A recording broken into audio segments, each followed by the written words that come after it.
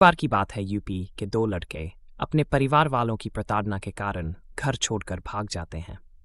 प्रतिदिन के ताने सुन वे बोर हो चुके थे। फिर उन्होंने इस समस्या से निदान पाने के लिए घर छोड़कर भागने का रास्ता सोच।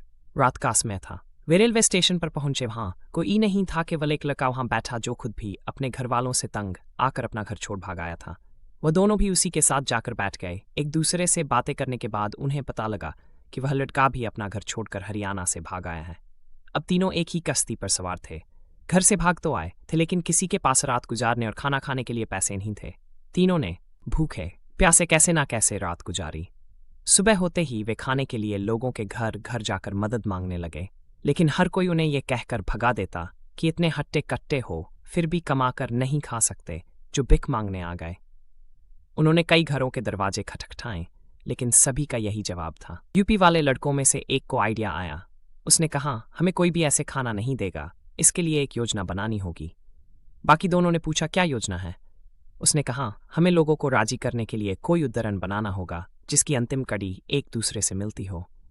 उन्होंने कहा, समझ गए। अब वे दोबारा किसी के घर चले गए। पहला बोला, कुछ भिक्षा घाल माई। दूसरा बोला, तेरे जियो भतीजे भाई। हरियाणा वाला खामोश खड़ा रहा, कुछ नहीं बोला। अंदर से एक औरत आई और उसने उन्हें भगा दिया। दोनों यूपी वाले लड़के हरियाणा वाले पर बहुत गुस्सा हुए। उन्होंने कहा, यार तू तो कुछ बोलता ही नहीं है, ऐसे कौन खाना देगा? हरियाणा वाला बोला, चलो ठीक है, अब मैंने भी एक कड़ी बना ली, चलो दूसरे घर चलो। तीनों दूसरे घर जाकर खड़े हो गए। पहला बोला, कुछ भिक्षा घाल माई। दूसरा बोला, तेरे जियो भतीजे भाई। हरियाणा वाला बोला, बाहर आकर देख खरे तेरे तीन जमाई। अंदर से एक बूढ़ा अपने हाथ में लाठी लेकर भागता हुआ आया। उसे देखते ही तीनों ऐसे भागे जैसे चूहा बिल्ली को देखकर भागता है। दोनों यूपी वाले हरियाणा वालों पर बहुत गुस्सा हुए। उन्होंने कहा, यार तुझे ऐसी बेतुकी बात अपने मुंह से निकालने की क्या जरूरत थी? हरियाणा वाला बोला, यार तुमने ही तो कहा था कड़ी से कड़ी मिलनी चाहिए। मैंने मेरे दिमाग में यही कड़ी बनी तो मैंने बोल दी, जभी तो मैं चुपचाप खड़ा था। देखते देखते रात होने लगी थी। अब उनके आगे एक और समस्या आ गई कि रात कहाँ गुजारे। वे एक घर के आगे जाकर खड़े हो गए। तीनों को खड़ा देख एक आदमी घर से बाहर आया।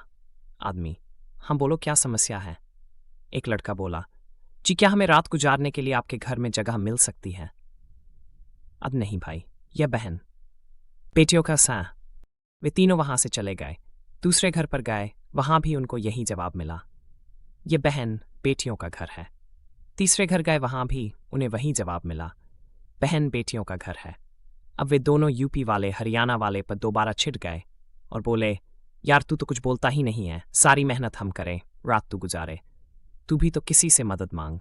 हरियाणा वाला बोला, ठीक है, अब तुम कुछ मत बोलना, अब मैं मदद मांग लूंगा, चलो। फिर तीनों एक घर के आगे जाकर खड़े हो गए। घर में से एक आदमी बाहर आया। आदमी, हाँ भाई क्यों खड़े हो यहां पर? हरियाणा वाला, जी क्या यह बहन बेटियों का घर है? आदमी, हाँ क्या हुआ? हरियाणा वाला, जी सच में यह बहन बेटियों का घर है। आदमी, अबे हाँ तुझे काम क्या है वह बता। हरियाणा वाला, जी कुछ नहीं, रात काटनी थी।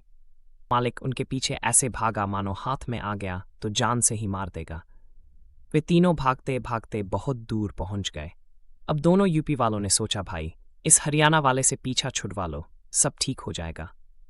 दोनों हरियाणा वाले से पीछा छुड़वा कर भागने लगे, लेकिन वो भी पक्का डिट पीछे पीछे हो लिया। हरियाणा वाले से दोस्ती की कहानी आपको कैसी लगी? कृपया कमेंट के माध्यम से जरूर बताएं।